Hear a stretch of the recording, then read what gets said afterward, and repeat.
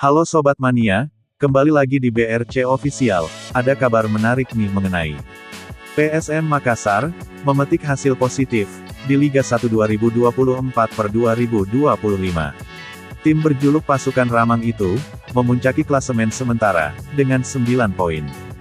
Hasil 3 pertandingan disapu bersih, dengan kemenangan. Padahal, PSM Makassar, awalnya tak diperhitungkan, dalam persaingan perburuan juara musim ini. Penyebabnya, PSM melakukan perombakan besar musim ini. Melepas 12 pemain, 5 merupakan pemain kunci tim. Meminjamkan 5 pemain, lalu merekrut 13 pemain anyar. 6 pemain, merupakan pemain asing, yang tak pernah merasakan atmosfer sepak bola Indonesia. Selebihnya pemain lokal, yang didatangkan dari klub terdegradasi, Liga 2 dan jebolan akademi. Sebagian besar, pemain direkrut ini tak banyak dikenal. Namun, berkat polesan sang pelatih, Bernardo Tavares, para pemain baru ini, mampu tampil solid, dengan pemain lama PSM Makassar. Tak ayal, transfer dilakukan PSM Makassar, sangatlah jitu. Perekrutan, benar-benar sesuai kebutuhan tim, dan gaya bermain diinginkan pelatih. Sejumlah nama pun telah menyita perhatian. Pertama, ada sosok striker asal Slovenia, Nermin Haljeta. Penyerang berusia 27 tahun itu, menjadi bintang baru bagi Juku Eja. Nermin Haljeta, menjadi bomber house goal. Ia menjadi satu-satunya pemain, yang mampu cetak gol di 3 laga beruntun.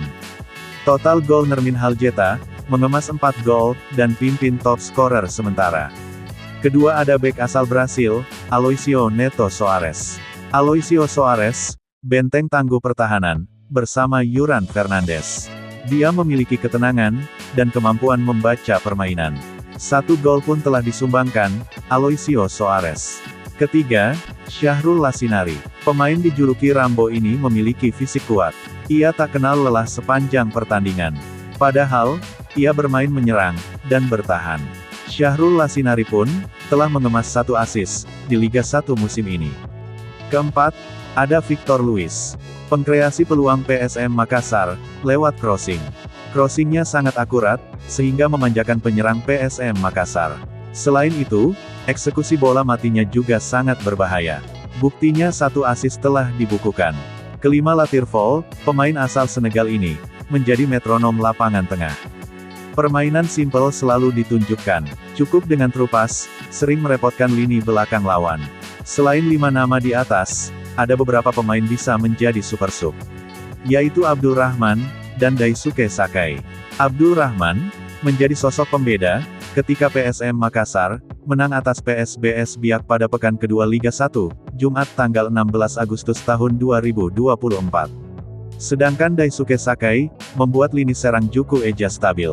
Pemain asal Jepang ini belum pernah jadi starter. Daisuke, selalu mulai pertandingan, dari bangku cadangan. Namun, jika dimainkan, selalu memberi warna tersendiri bagi tim. Saat lawan Dewa United, di pekan ketiga, Daisuke menjadi pengunci kemenangan 3-1.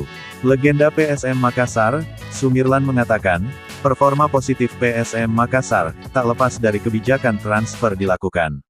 Meski di awal banyak yang mencemooh, karena, pemain didatangkan tak dikenal. Seiring berjalannya waktu, pemain mampu unjuk gigi. Transfer pemain sangat bagus. Hasilnya sudah terlihat, pimpin klasemen, katanya saat dihubungi Tribun Tanda Hubung Timur.com, Jumat tanggal 30 Agustus tahun 2024. Ketua PSM All-Star ini, pun memuji Bernardo Tavares. Tangan dinginnya, mampu memoles para pemain dimiliki. Saya kira Bernardo Tavares very good. Pelatih terbaik pernah tangani PSM Makassar, dengan materi pas-pasan, sebutnya. Sumirlan menilai ada 5 kunci keberhasilan Bernardo Tavares, sebagai juru taktik klub kebanggaan masyarakat Sulawesi Selatan, Sulsel. Disiplin, bisa tempatkan pemain sesuai posisinya, semangat, kekompakan, dan kerjasama dan petarung. Memotivasi pemain luar biasa, pungkasnya. Nah itu dia sobat untuk update kabar hari ini. Bagaimana pendapat kalian sobat? Tulis pendapat kalian di kolom komentar ya sobat, dan jangan lupa like, komen dan subscribe.